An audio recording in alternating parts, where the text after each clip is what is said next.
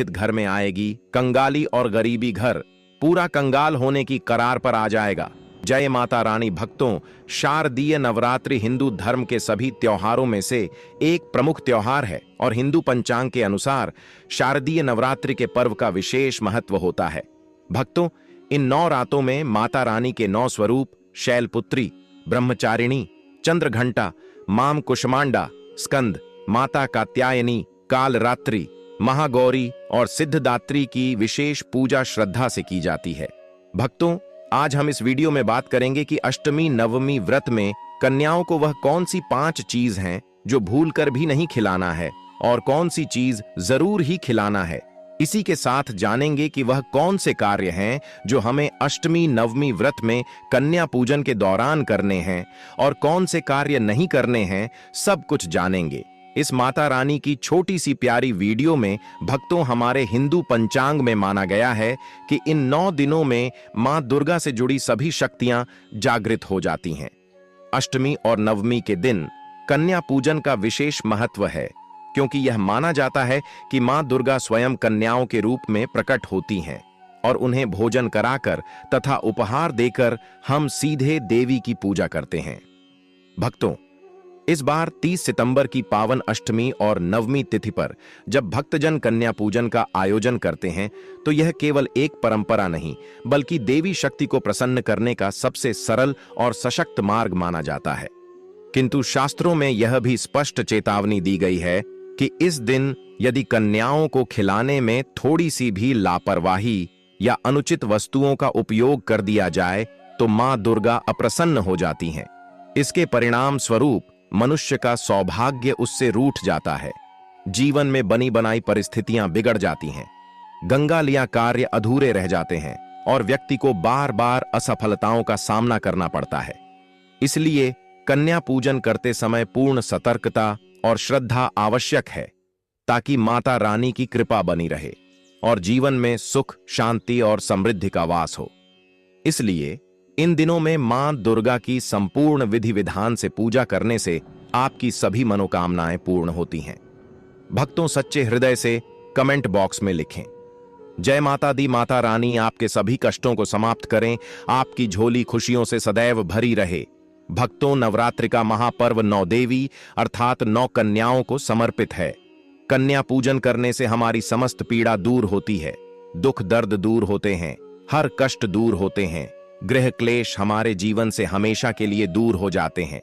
यहां तक कि पितृदोष, राहु दोष, मंगल दोष, काल सर्प दोष, मात्र कन्या पूजन से क्षण से पीड़ित व्यक्ति को राहत मिलती है, सुकून मिलता है, घर में खुशियां आती हैं तथा अकाल मृत्यु घर में कभी नहीं होती।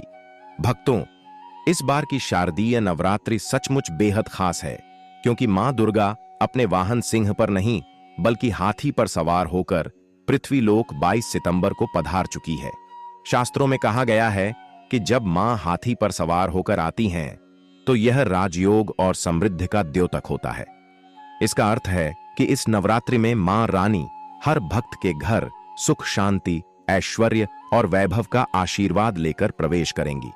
हाथी पर आगमन को शक्ति, स्थिरता और शुभता का प्रतीक माना जाता है, जो दर्शाता है कि इस बार की नवरात्रि आपके जीवन में बड़े परिवर्तन और सकारात्मक ऊर्जा लेकर आएगी। इसीलिए तन मन धन से माता की आराधना करें, सच्चे भाव से उनका स्मरण करें और अपने जीवन के हर संघर्ष को जीतने का संकल्प लें, क्योंकि जब मां अपने भक्तों पर प्रसन्न होती हैं तो असंभव भी संभव हो जाता है। भक्तों, जैसा कि आपको मालूम होगा कि इस साल शारदीय नवरात्रि 22 सितंबर 2025 से आरंभ हो चुकी है और 2 अक्टूबर 2025 को विजयादशमी के दिन समाप्त होगी। अष्टमी और नवमी व्रत की सही डेट टाइम की बात करें तो इस बार अष्टमी नवमी व्रत विशेषकर संधि पूजा का शुभ मुहूर्त इस प्रकार है। अष्टमी तिथि 29 सितंबर 2025 की शाम 4:32 बजे से शुरू होकर 30 सितंबर 2025 की शाम लगभग 6 बजे तक जारी रहेगी। नवमी तिथि 30 सितंबर 2025 की शाम 6 बजे से शुरू होकर 1 अक्टूबर 2025 की शाम लगभग 7-1 बजे तक चलेगी।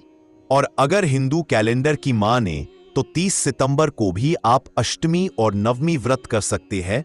यूं कहें कि 2 दिन की पूजा का फल एक दिन को ही, जो कि 30 सितंबर को, जिसका अद्भुत सहयोग बना रहा है, मैं कर सकते हैं। संधि पूजा मुहूर्त अष्टमी से नवमी के बीच का काल 30 सितंबर 2025 को शाम 5:42 बजे से लेकर 6:30 बजे तक है।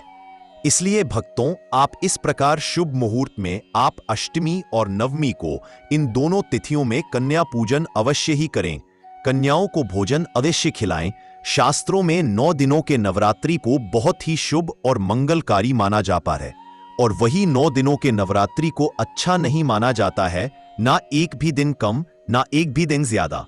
भक्तों, पूज्य गुरु जी ने अपनी माता रानी की कथा में बताया है कि शास्त्रों के अनुसार नवरात्रि के दिनों में माता रानी का पूजन करने से, कन्या पूजन करने से मां अभय वरदान प्रदान करती है।